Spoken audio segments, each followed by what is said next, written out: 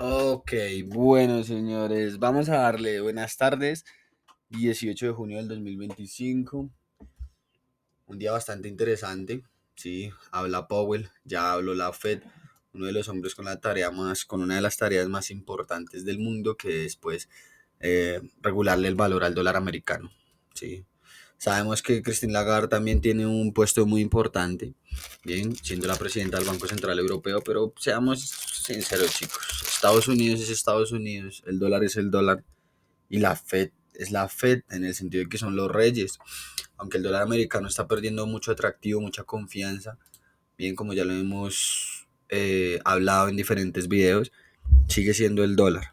Aunque a pesar de todo, y escuchaba también los análisis de diferentes expertos en la materia, y con la política arancelaria de Donald Trump y este nuevo giro a la globalización que está tomando el mundo a partir de abril, después del Día de la Liberación, según Estados Unidos, tampoco es conveniente un euro tan costoso, ¿no? Por el intercambio de divisas después, por el costo que genera al tener un dólar muy barato y un euro muy caro. Sí, eso ya es más que todo tema de balanza comercial.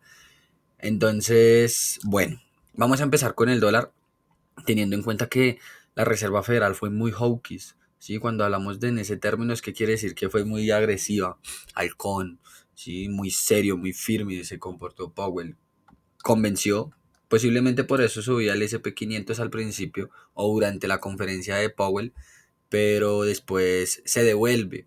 ¿Por qué? Porque, chicos, detrás de las palabras de Powell, todo lo que él decía, después de este tema de que había mucha incertidumbre, cosa que es verdad, hay mucha incertidumbre, Trump causa mucha incertidumbre en los mercados, lo que está pasando en Irán e Israel también causa mucha incertidumbre a nivel geopolítico, porque ya saben que no estamos hablando de cualquier región, ¿sí? Pero Powell se comportó a la altura, defendiendo su política monetaria, ¿sí? Siendo bastante restrictivo todavía en la misma, eh, basándose en las bases de él, de su política monetaria como presidente de la Fed, apoyado por los miembros del FOMC también, con respecto a que con ese tema de la incertidumbre que les comentaba, la inflación tiene mucho riesgo de repuntar y ellos no quieren eso, ellos quieren seguir luchando contra la inflación para cuando lleguen a suceder, por ejemplo, acontecimientos o cisnes negros como un repunte del petróleo.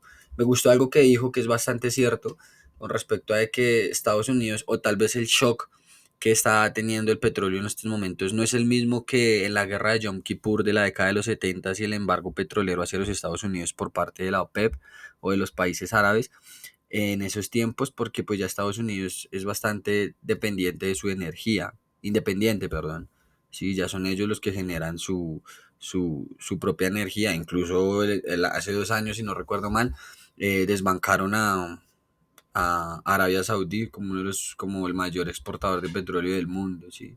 Y también desbancaron, por así decirlo, bueno, Aramco creo que se llama la principal petrolera de ese país. ¿Sí? Entonces, eso tiene mucha lógica y es verdad. Bien. Entonces, posiblemente el petróleo por eso es que está controlado, porque ya hay otros países del mundo que pueden suplir eso. Pero ojo, porque si se estrella, si se cierra este estrecho, este pequeño canal, pues la situación energética da lo mismo. Sí, porque se bloquea más del 25% del comercio petrolero del mundo. E Irán lo puede hacer, pero ellos también entienden que es un golpe o es un tiro en el pie para ellos también, ¿vale? Porque por ahí comercian su petróleo y ahorita están en guerra, necesitan dinero, no pueden cerrarse el propio grifo. Entonces también son cositas que hay que entender. La geopolítica es como el ajedrez. Ahora, el dólar. El fin de semana yo ponía sobre la mesa unas preguntas que planteaban la posibilidad de un retroceso en el dólar por diferencial de tipos frente a otras divisas como la libra, el euro, el franco suizo, el yen japonés y demás, ¿sí? Y también como divisa refugio, ¿bien? Yo considero que el dólar americano puede entrar en una fase de retroceso, posiblemente esta área de trabajo H4, que era lo que también hablábamos con los chicos hoy cuando nos conectamos. ¿Sí? No tenemos Fibonacci como tal para poder estudiar esa subida. Vamos a estudiar la diaria, el fractal diario. A ver si podríamos tener objetivos de Fibonacci que nos den un poquito más de objetividad con el análisis. No, no hay ninguno, por lo menos de ese fractal. Acá tenemos otro fractal.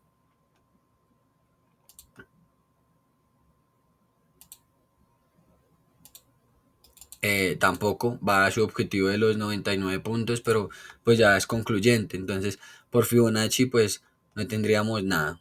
¿Sí? Entonces, lo que me guiaría a mí, en base a la metodología que yo utilizo para analizar los gráficos, simplemente que la estructura actual es alcista. ¿Sí? Miren, sale de esa extrema zona de sobreventa y como ahora sí tenemos un cambio o diferentes cambios estructurales, pues puede decirse que si llega un ciclo alcista para el dólar americano. Ahora hay que tener en cuenta que Powell también dijo que ya no iban a haber tres bajadas de tipos de interés este año, sino que posiblemente solo una. O sea, fue demasiado agresivo. Incluso puede haber una política restrictiva hasta 2027. Hay que hacerle mucho seguimiento al radar de la deuda, ¿sí? A la renovación de la deuda de los Estados Unidos, porque se les va a ir hondo y eso generaría desconfianza y los inversores podrían decir, bueno, los bonos, cogimos los bonos en el 5%, no sé, a 30 años, ¿sí? Y se van a mantener así por mucho tiempo más, ¿bien? Pero al mismo tiempo, pues Estados Unidos está demostrando o está perdiendo credibilidad, lo que igual podría hacer caer al dólar. Pero actualmente es alcista, chicos, y tenemos que regirnos por lo que nos muestran los gráficos. A nivel de sentimiento, el sentimiento ya también cambia, aunque sigue siendo bastante comprador, con un 58.54% de promedio, ya es neutral para tomarlo como apoyo o como un contrario, ¿sí? Como un contra para ese análisis. ¿Listo? Veremos cómo se lo toma si es que la escalada en la guerra entre Irán e Israel escala, ¿sí? Valga la redundancia de la palabra que acabo de utilizar, frente a una participación directa de Estados Unidos. Y ya una participación directa de Estados Unidos también se reflejaría en una participación directa de Reino Unido y eso también significaría una participación directa, por ejemplo, de Yemen, ¿sí? De Pakistán, frente a, aliado a Irán y demás. Entonces ya sería una especie de guerra mundial, ¿vale? Y ahí veríamos cómo se comporta el dólar en ese escenario. Recuerden que es un activo refugio, pero en esta ocasión Estados Unidos está directamente involucrado, estaría directamente involucrado. Un consejo, voy a verlo y se los traigo mañana, el comportamiento del dólar en las guerras, como por ejemplo la última Vietnam, ¿sí? Que fue una guerra que afectó duramente a Estados Unidos porque los enfrentamientos eran televisados, ¿sí? Entonces eso no agradaba a la nación, eso produce descontentos sociales, ¿sí? Y eso produce más o alimentaría más el fuego que hay actualmente en diferentes estados de Estados Unidos como Los Ángeles, California. Bueno, Los Ángeles no es un estado, pero ustedes me entienden. Bien, se avivaría más el fuego, porque estarían peleando una guerra cuando Trump hablaba solo de paz en su postulación como candidato. A mí realmente me tiene bastante decepcionado. Sí tenía en cuenta que podía irse contra Irán y que a Ucrania la iba a dejar totalmente sola porque se veía venir. Estados Unidos e históricamente a los republicanos siempre les ha interesado más el territorio de Medio Oriente y siempre le han tenido más miedo a Irán, que es un rival de miedo también, porque pues lo que corean no es en juego, ellos corean cosas muy serias en contra del Estado de Israel, en contra de Inglaterra, en contra de Estados Unidos, en contra de los hipócritas, infieles, como les dicen ellos. Entonces, sabiendo que el dólar puede llegar a subir, nos vamos a ir a la inversa con los correlacionados como el dólar canadiense. Yo les decía esta mañana a los chicos en la comunidad que si el dólar canadiense hubiera sido capaz de caer a estructura, sí lo hubiera comprado. Ahora, ¿qué hace? Hace algo mucho más chévere, porque si en las siguientes sesiones confirma rompimiento por encima de los 1.3692, pues ya tendríamos oportunidad de fractal alcista para empezar a comprarlo. Posiblemente el sentimiento empiece a alinearse en contra del dólar americano, ¿sí? Lo que favorecería la compra en el USD CAD. Me gustaría mucho ver eso, porque la mayoría de los retail suelen vender en mínimos y comprar en máximos. Entonces, eso es el sentimiento contrario. Ahora, por parte del USDCAD sí que tenemos objetivos de Fibonacci desde la caída, desde todas las caídas empezadas en marzo exactamente. Esta fue, por ejemplo, esta deuda es de marzo, en 4 de marzo del 25 y este objetivo de acá es del 2 de febrero del 25. ¿Sí? Entonces sabemos que a nivel de Fibonacci siempre se dan las deudas. Miren que yo también les comentaba, recuerden que a mí no me interesa tener razón, que en estas zonas ya, aunque no las ha liquidado, miren que no las ha mitigado, tiene que darse, aunque el mercado se mueve por zonas, pero por Fibonacci no se ha conseguido, eh, empezaba a ser peligroso para buscar las compras, las ventas, perdón, para seguir buscando las ventas. Y hasta el momento, pues el cierre diario, semanal incluso, aunque quedan 2 días de la semana, es fuerte. Sí, e interesante como les menciono para empezar a buscar las posibles compras, ¿de acuerdo? No hay estructura todavía para generar cambios de carácter, entonces por lo tanto yo esperaría que terminara de vulnerar los 1.3692 para confirmar la tendencia alcista o comience a posicionarse a la baja. De todas maneras, si el precio cae un poco más, seguiría siendo una estructura de este impulso. Bien, eso hay que tenerlo en cuenta. Listo, vámonos con el euro dólar. El euro dólar, mira, Dani, si me escuchas, que yo sé que me escuchas ahí en los videos y los demás, funcionó, ¿sí? Mencionábamos esta mañana que por estructura, ¿sí? Y por seguir la metodología, era una venta de libro, chicos. Era la venta acá, el stop técnico y el take profit. Si no estoy mal, es un stop de 70 puntos, hubiera sido un take profit de 140. Sí, hubiera sido un stop loss aproximadamente de unos 72 puntos y un stop loss de unos 140 y un take profit de unos 144. Sí, o sea, la idea hubiera sido así. Hay bastante exposición al mercado de todas formas. Sin embargo, pues a la zona de al mínimo H4 del mediano plazo de los 1.1357. Aquí puede haber liquidez mínimos iguales. ¿Sí? Entonces puede que venga a tomarlo ahí y siga su estructura alcista. Vamos a ver qué pasa con el dólar. Sí, pero el dólar es alcista ahorita al corto plazo con lo que dijo Powell, porque Powell fue muy agresivo con sus palabras. Agresivo me refiero en el sentido de estricto y con su plan, ¿vale? Entonces la venta funciona. ¿Qué decíamos nosotros esta mañana? Que el peligro era que se tomara de manera inversa las palabras de Powell, existiera ese miedo a la parte de la fiscalidad de Estados Unidos, la renovación de la deuda, los intereses y demás, nos hiciera ese cambio de carácter, nos comiéramos un stop innecesario y el precio ahí se estructurara y igualmente nos recuperamos. Los números ya saben lo que les expliqué, también os los he explicado. ¿Listo? Pero pues hasta el momento está en función la venta. Si rompe los 1.1474, pues mejor, genial, porque me crea el área de trabajo y buscaría ventas, seguiría buscando las ventas. ¿Listo? Ya tenemos una tendencia, entonces pues esperemos que si el precio llegase a volver por estas zonas, intentaría vender, pero lo mejor sería que confirmara por debajo de los 1.1474. ¿Sí? La libra dólar lo mismo, la libra dólar está cayendo muchísimo más fuerte y eso que tienen mayores tipos de interés que la zona de euro, ¿sí? Pero bueno, así es el mercado. Sí, habría que ver también los datos de PIB y lo demás que tiene Reino Unido frente a Estados Unidos, pero está más débil que el euro. Estructura en el 38%, por lo tanto a mí eso no me interesa, ¿sí? Ya saben que yo busco un equilibrio mínimo de la mitad, ¿sí? Del 50%. Bien, vamos a ver el sentimiento con la libra.